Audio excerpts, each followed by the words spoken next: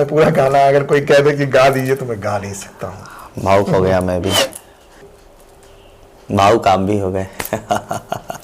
चलने लगी तो सारी चीजें इस कलम के माध्यम से इसमें आई हैं। तो मुझे लगता है कि बस इतना ही संग था तुम्हारा हमारा, तुम्हारा हमारा। हर बेटी के लिए जाओ बेटी खुश रहना, ले लो आशीष हमारा।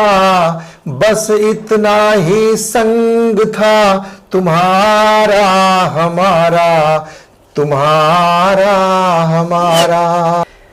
मैं खुद इस गीत को पूरा नहीं गा पाता। आप गा रहे हैं, मैं भावुक हो गया, मेरा गला रूंधने लगता है।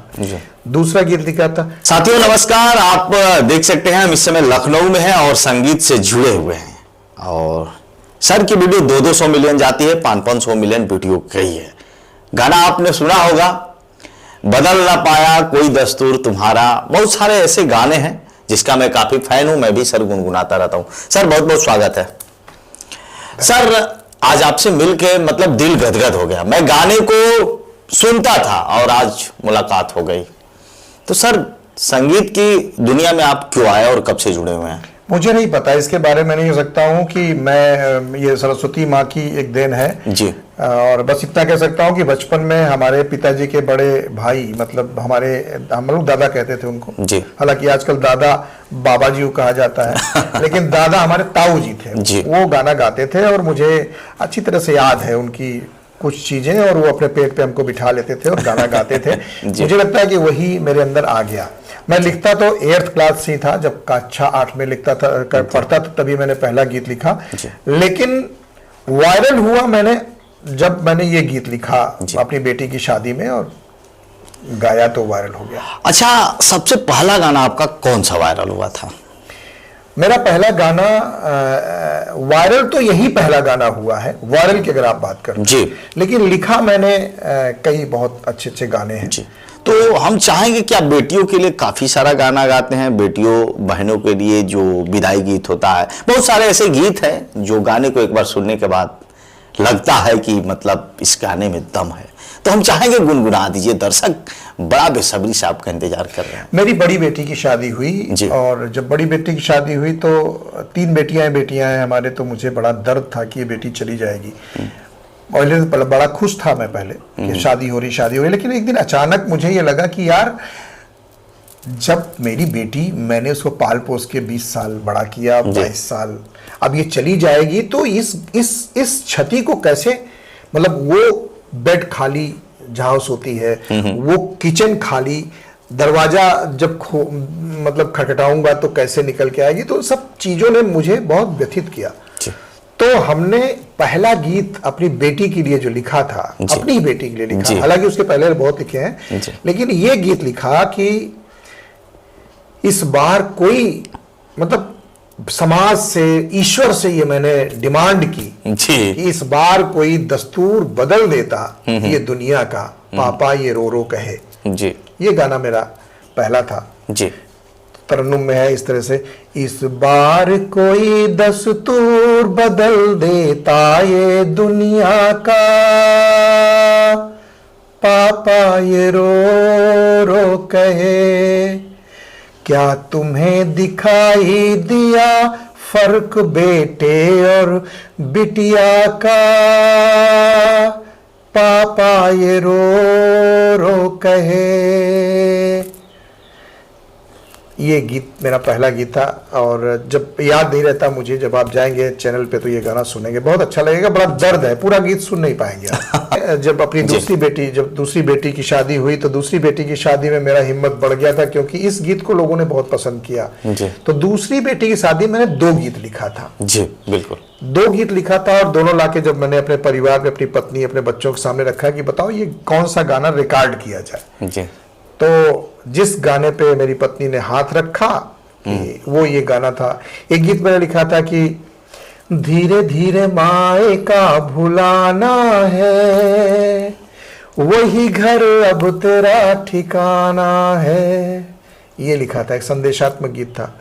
दूसरा गीत लिखा था, बस इतना ही संग था तुम्हारा हमारा, तुम्हारा हमारा आशीर्वाद था ये।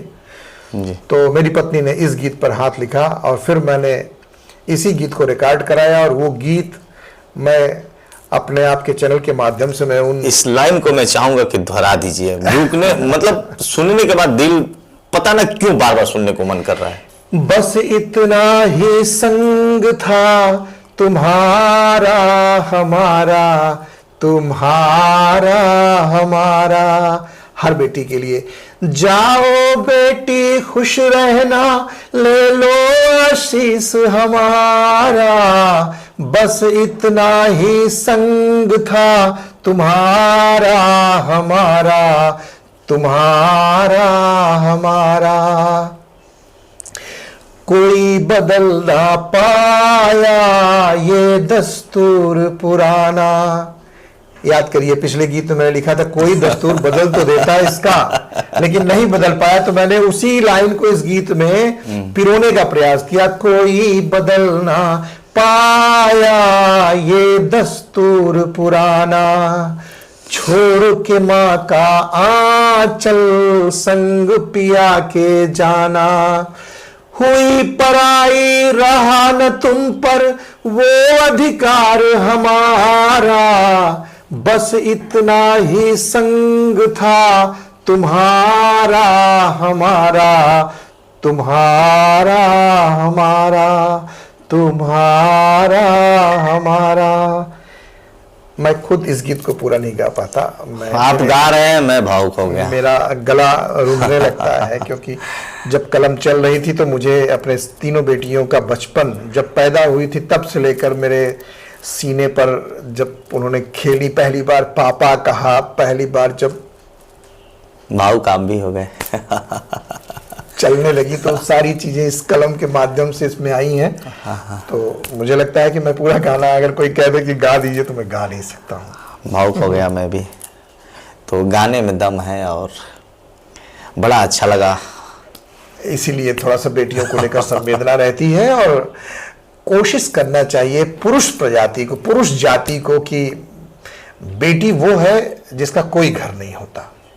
जब तक वो मायके में रहती है वो माँ का घर कहलाता है, फिर जब जाती है ससुराल तो ससुराल में भी उसका घर नहीं कहा जाता है ना। तो वो पूछती है कि आपका घर कौन सा है, मेरा घर आखिर कौन सा है।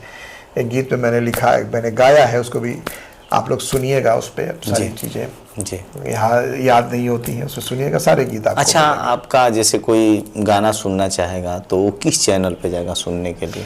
संजीव श्रीवास्तव सॉन्ग्स या संजीव श्रीवास्तव के गाने, अगर वो YouTube पर डाल देगा तो मिल जाएगा। वैसे हमारे चैनल में जो चैनल है जिस नाम से, उसका नाम है AEVEMAN,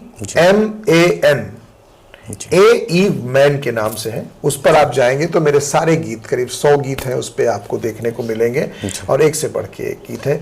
आशीर्वाद स्वरूप भी हैं, बेटियों को समझाने वाले गीत भी हैं, माँ के लिए भी हैं, समाज के लिए भी उस पे गीत हैं, बेटियों के साथ कैसे रहना चाहिए, क्या है, बहू के लिए भी है, इवन बहू के लिए गीत है। बहुत अच्छे। सर, बड़ा अच्छा लगा, और हम लोग इंटरव्यू को ही समाप्त करेंगे और लगातार डिबेट होती रहेगी। बहुत बहुत धन्यवाद आपका, आपने हमको इस काबिल समझा कि अपने चैनल पर इसको करेंगे, और मैं चाहूंगा कि मेरे चैनल को लोग देखें, और वहां से देखें ही ना, वहां से प्रेरणा लें। वो चाहे बेटी हो, चाहे बेटी के ससुराल वाले हो, चाहे बेटी के माता पिता हो, है ना, सभी को उससे गीतों से प्रेरणा लेने की जरूरत है। मैं बायस्ड नहीं हूं, पुरुष समाज के लिए एक आयोग की मांग करता हूं, क्योंकि कुछ बेटियां अपने अधिकारों का दुरुपयोग कर रही हैं। अबला नहीं है, सबला है, लेकिन जो अधिकार दिए गए हैं उनको, उसका वो सदुपयोग करें तो ज्यादा अच्छा है। वरना पुरुषों के लिए भी एक आयोग बनना चाहिए, गठित होना चाहिए, क्योंकि पुरुष भी पीड़ित है कहीं ना कहीं महिलाओं से। जब किसी अधिकार का दुरुपयोग होगा तो पीड़ा तो आती ही आती है। बहुत बहुत धन्यवाद आपको। थैंक यू, धन्यवाद।